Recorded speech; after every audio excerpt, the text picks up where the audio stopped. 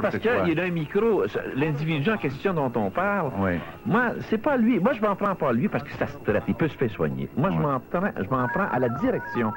À la direction qui laisse aller ce gars-là, alors qu'il va les caler un jour. Ça, c'est bien évident. C'est une question de temps. J'ai assez d'expérience pour savoir qu'un jour, ils vont connaître le pétrin. Parce que c'est un gars sans limite. Il n'y a pas de limite. Il le dit lui-même dans son livre, Un tirailleur tiraillé, je suis sans limite. Il se déguise en gladiateur. Mais ça, pour les gens subtils, c'est bien évident que c'est drôle. Mais je pense toujours, moi, aux petits qui écoutent, qui lui dit, il le dit, ça doit être vrai. Ça doit être vrai, oui. Comme la femme. Alors moi, j'ai des enfants, j'ai une famille. Tellement, je peux pas l'actionner parce que au fond, il me donne un succès. Ça, là-dessus, je dois le remercier. Parce qu'il a grandi mon public, ça c'est bien évident. Il m'a fait une publicité monstre. Bon, les gens, on l'a vu au dernier sondage, on va le voir encore au prochain. Je le constate de plus en plus par mon courrier. Des nouveaux. Vous allez voir, mes conférences, je vais travailler avec guichet fermé. Ça, c'est certain, ça va être guichet fermé. Donc, il y a un peu... Mais le problème, vraiment, c'est que les gens... moi, c'est toujours peur, c'est pour les autres. Les gens écoutent la radio, puis à un moment donné, là, ils croient tout ce qu'ils écoutent à la radio. C'est ça. Et puis, tout ce qu'il y a dans la presse, ils le croient. Alors, on dirait qu'il y en a une naïveté là, incroyable. Hein? Les gens sont devenus, ils n'ont pas ce discernement-là. Oui, puis c'est dangereux aussi, c'est qu'actuellement, il est en train de monter les Québécois. Il fait des rassemblements là, pour monter les Québécois. Puis quand on sait très bien que ce gars-là est un anti-Québécois, il parle sans arrêt, il a méprisé les Québécois, il les traite de baveux, de pauvres, de tous les noms inimaginables. Il passe son temps à cracher sur le peuple québécois. Alors qu'il les réunit comme marketing pour parler de la langue, alors qu'il s'est fait corriger ce soir par Simon Gilivage. Ça, c'est épouvantable. Le gars qui va dire que parent parle mal, puis il parle du West Island, puis l'autre lui dit c'est l'ouest de l'île, monsieur. Il se fait prendre à son propre pierre. Mais c'est parce qu'à un moment donné, ce gars-là, il va falloir que quelqu'un mette à sa place. Tu sais, il attaque tout le monde, il attaque des ministres, il attaque des avocats. Et personne ne dit rien. Il attaque ses confrères, personne ne dit rien. Alors, à un moment donné, tout ce que je veux faire ce soir, comme mise au point, faut qu'il le sache qu'on le sait qu'il est canard. Parce que sinon, s'il ne sait pas, c'est la Bible qui dit ça, c'est pas de relais. Il va se penser plus fin que nous. Alors, donc la Bible dit, avec un sot, tu auras beau crier, rire, hurler, tu n'auras pas le dernier mot. Sauf, dis-lui bien que tu sais qu'il est sot. Sinon, il se passe pas plus fin que toi.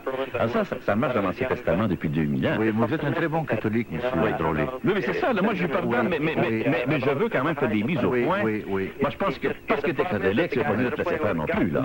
Non, mais quand même, je ne sais pas, mais la parole de Christ sur la croix, qu'est-ce qu'il a dit? Pardonnez-nous le Seigneur, ils ne savent pas ce qu'ils font.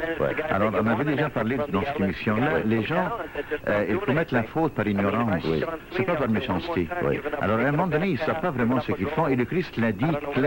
Oui, mais pardonnez-le, ils savent pas ce qu'ils mais là, font.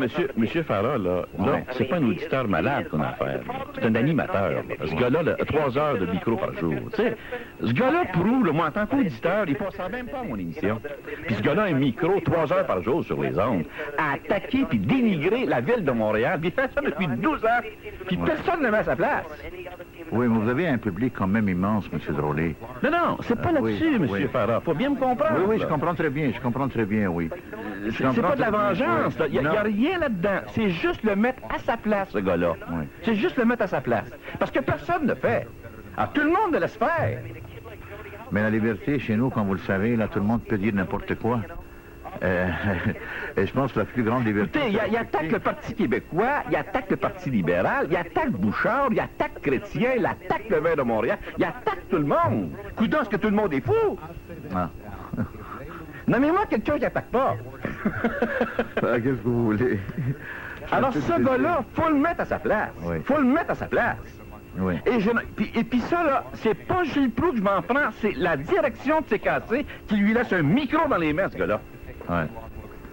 Mais qu'est-ce que vous voulez, la liberté? La liberté dans la démocratie, là, c'est ça qui est vraiment qui n'a pas de sens parfois. Parce que des choses... Voyons donc, ça n'a aucun sens. Tu laisses pas un microphone à un gars comme ça n'a aucun sens. C'est hors d'ordre. Il faut le dire, ça. Moi, pendant longtemps, je me suis dit, mais là, ça n'a plus de bon sens. Parce qu'il dépasse les vite. Mais Alors, là- je vous laisse parler maintenant. Là, j'ai éclaté. J'ai éclaté. Mais je vois que vous êtes toujours de bonne humeur. Je sais que Oui, c'est oui, important, je n'ai pas craqué, là. Non. J'ai non. éclaté. Non, je Non, vois mais que il faut vous que êtes de bonne quelqu'un le humeur. mette à sa place, ce gars-là. Il faut que quelqu'un le mette à sa place. Oui. Vous savez que même à CKC, il n'y a plus personne qui ose lui parler.